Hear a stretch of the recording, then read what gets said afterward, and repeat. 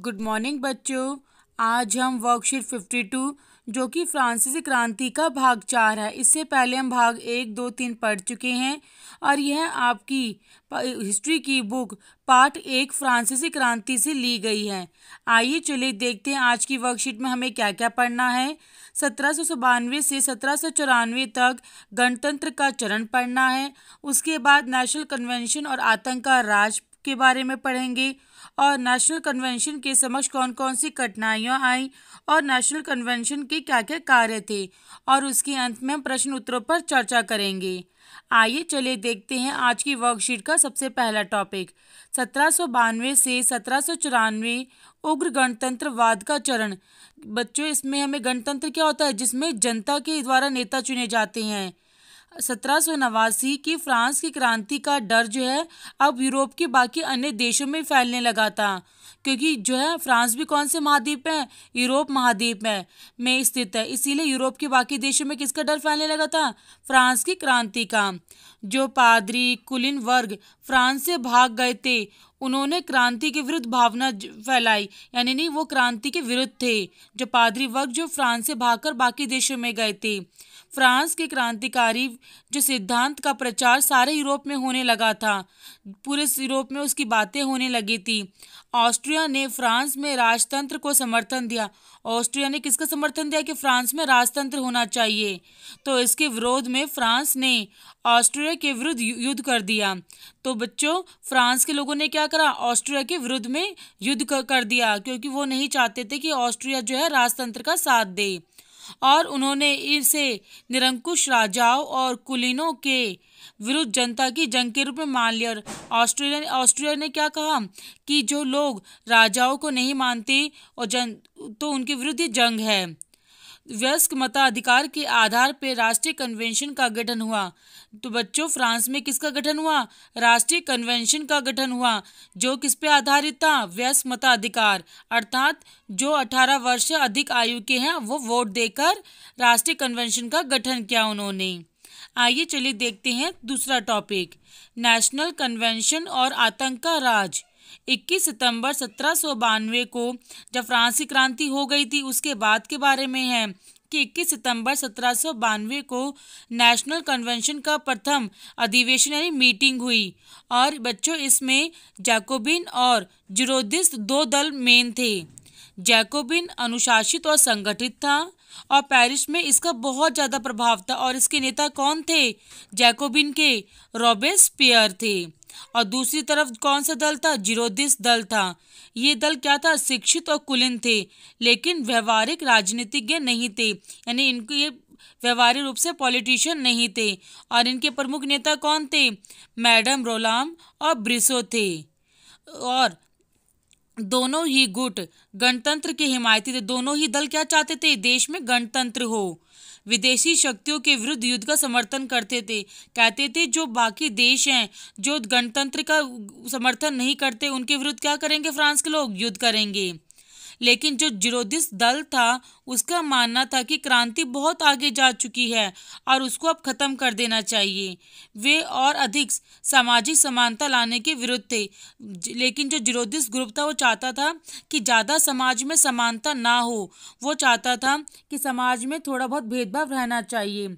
वे स्वतंत्रता पर अधिक जोर देते थे। उधर जैकोबिन क्लब क्या मानता था कि सभी लोग बराबर होने चाहिए, चाहे ऊंचा और नीचा वर्ग कुछ भी नहीं होना चाहिए, हमें सभी वर्गों के प्रति क्या होना चाहिए, सद्भाव का रवैया रखते थे। दोनों में ये फर्क था। तो बच्चों, इस प्रकार जैकोबिन और जिरोदिस्ट दो दलों के बारे में हमने पढ़ा। आइए चलिए देखते हैं अगला टॉपिक, नेशनल कन्वेंशन के सामने कौन कौन सी कठिनाइयाँ आई थी। अब क्रांतिकारियों ने जब 1792 में घोषणा कर दी कि फ्रांस का जो गणतंत्र है, फ्रांस की जो असेंबली है, वो स्वतंत्रता, आज़ादी, समानता और बंधुत्व यानी भाईचारे की भावनाओं पर आधारित है। तो इससे क्या हुआ, इस घोषणा से यूरोप के निरंकुश शासक डर गए। जिन यूरोप के देशों में राजाओं का शासन था, वो सभी डर गए थे। अब फ्रांस की क्रांति फ्रांस की ना होकर कहाँ की हो गई, पूरे यूरोप महाद्वीप की हो गई थी।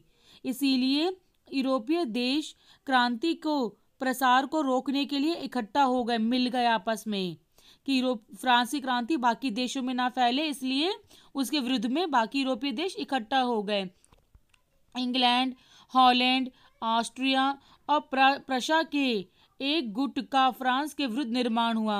यानी इन देशों ने ग्रुप बनाकर फ्रांस के विरुद्ध निर्माण किया। इस गुट ने कई जगह पर फ्रांस को हरा दिया। नेशनल कन्वेंशन ने एक प्रस्ताव पास किया कि राजतंत्र को खत्म किया जाए, समाप्त किया जाए और गणतंत्र की स्थापना की जाए। देश में गणतंत्र होना चाहिए। राजा पर देशद्रोह का मुकदमा चलाकर उसे मृत्युदंड यानी फांसी की सजा दे दी गई।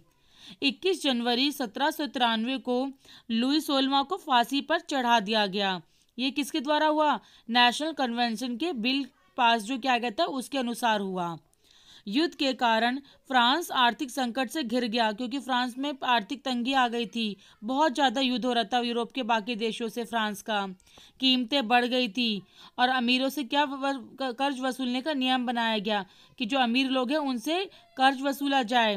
जैकोबिन क्लब जो था, पेरिस की भीड़ और कम्यून की सहायता से कन्वेंशन पर आक्रमण कर सत्ता पर अधिकार कर लिया गया। कन्वेंशन पर मतलब कि जो नेशनल कन्वेंशन हो रहा था उस पर किसने कब्जा कर लिया? अब जैकोबिन क्लब ने। और एक आतंक के राज्य की स्थापना कर दी गई। आतंक का राज यानी कि हर जगह बहुत ज़्यादा लड़ाइयाँ होना, ये सब चीज़ें होना। आतंक का राज की स्थापना के साथ फ्रांस में फिर दोबारा से क्या हो गया? अर्थव्यवस्था बहुत ज़्यादा बिगड़ गई। जो रॉबिस्पियर थे, जैकोबिन क्लब के नेता, उनके नेतृत्व में इसकी स्थापना की गई आतंक के राज की। इसमें क्रांतिकारी जन सुरक्षा की स्थापना की गई और जो कोई जैकोबिन दल के विरुद्ध काम करता उसे क्या दिया जाता था बच्चों? फांसी की सजा यानी कि मृत्युदंड दिया जाता था। जुलाई 1794 में रॉबिस्पियर को कैद कर लिया गया और उन्हें फांसी दे दी गई। इस प्रकार क्या हुआ? आतंक के राज की समाप्ति हो गई। यानी देश में बहुत ज़्यादा चहल पहल थी। आतंक के राज के बाद उदारवादी नेताओं ने देश की सत्ता संभाली। अब किसने सत्ता संभाली? उदारवादी लोगों ने। और आतंक की जो राज्य की व्यवस्थाओं को भंग किया। देश में जो भी आतंक के राज्य की व्यवस्थाएं बन रही थी उन सबको खत्म कर दिया गया। इस प्रकार आतंक के शासन के दौरान लगाए गए मूल्य और जो टैक्स लगाए थे उनको हटा दिया गया। इस प्रकार ये सारे कार्य हुए बच्चों। आइए चलिए इसके बाद देखते हैं नेशनल कन्वेंशन जो बना था उसके क्या क्या कार्य थे। राष्ट्रीय शिक्षा नीति अपनाई गई। फ्रेंच भाषा को राष्ट्रभाषा घोषित कर दिया गया। गुलामी प्रथा समाप्त कर दी गई और जो ऋण नहीं चुका सकते थे और जेल भेज दिए संबंधी कानूनों को खत्म कर दिया गया। और सबसे बड़े पुत्र को ही जो उत्तराधिकार मानने का कानून था उसको भी खत्म कर दिया गया। इसके बाद राजतंत्र को समाप्त कर गणतंत्र की स्थापना दिवस के रूप में एक नया कैलेंडर लागू किया गया। मापतौल की नई पद्धति ग्राम, लीटर, मीटर शुरू की गई और कालाबाजारी रोकने के लिए क्या शुरू की गई? राशनिंग। और मुआवजा देने की जो पॉलिसी थी उसको भी खत्म कर दिया गया। और आयकर, इनकम टैक्स और युद्ध टैक्स भी लगाए गए ताकि लोग सही ढंग से काम कर सकें। इस प्रकार बच्चों हमने फ्रांस की क्रांति के भाग 4 को पढ़ा। आइए चलिए देखते हैं इसके प्रश्न उत्तर। फ्रांस की क्रांति से अन्य यूरोपीय शासक क्यों परेशान थे?